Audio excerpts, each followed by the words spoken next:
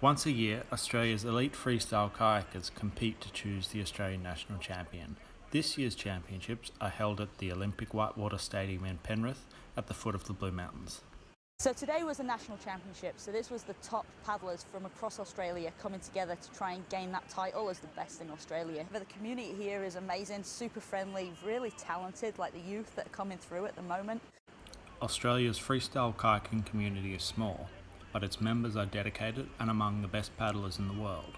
The sport is physically intense, requiring extreme manoeuvres where the entire boat is bounced out of the water while performing difficult tasks.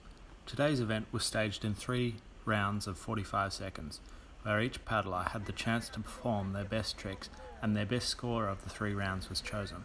Joseph Dunn was this year's national champion.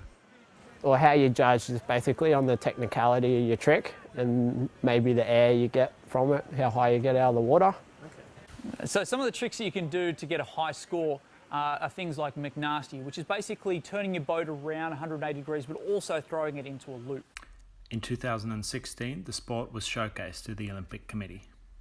I was one of 6 athletes that was chosen, and we went along and we performed in front of the International Olympic Committee as part of getting it in. As a sport, it's got a history going back to the 1960s, but it wasn't until 2006 that the sport was officially recognised by the International Canoeing Federation.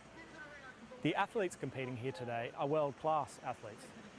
They've competed in the United States, South America and Europe, and they're hoping for greater recognition of their sport by the government and by a community. Whitewater kayaking in Australia is obviously not as big as it is in some other countries like America, where there's a lot more rivers that run all through the year. Although whitewater kayaking is not yet an Olympic sport, these paddlers are hoping to break this ceiling and start making waves in future Olympics. Bo Dunn, reporting for Western Sydney University.